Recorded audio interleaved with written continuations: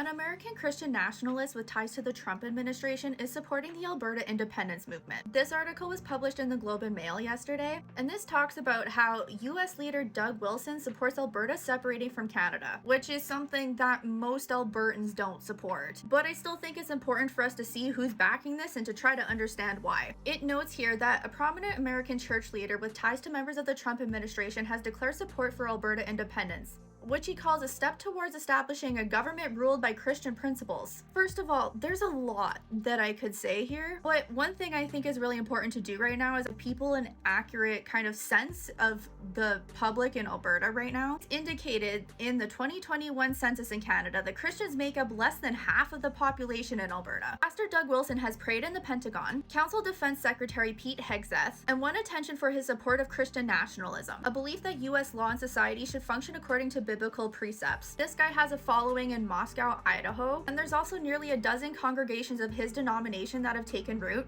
at least one led by pastors who have said an independent Alberta should adopt Christianity as its official religion. A Christian nation, Mr. Wilson says, would, in the US, revoke the 19th Amendment, which gave women the right to vote, in favor of a household ballot system. On his blog, he has criticized women for slutty dress and says positions of authority should generally be reserved for men. In Grand Prairie, Nathan Zeckfeld, I'm not sure if I'm saying that correctly, is a pastor of Christ Covenant Church, which is part of the network of churches founded by Mr. Wilson. He has described independence as a way to leave Canada that he calls a wicked nation in rebellion against God. Mr. Zeckfeld studied at a college in Idaho founded by Mr. Wilson and has participated in public debates on Alberta independence, joining a Facebook group whose organizers pledge our alliance to the separation of Alberta and Western Canada.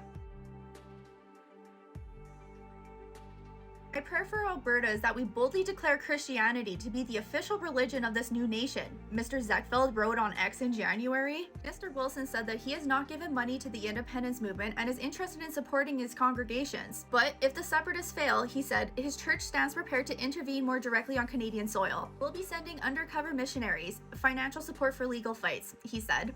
Yep, there's a lot there.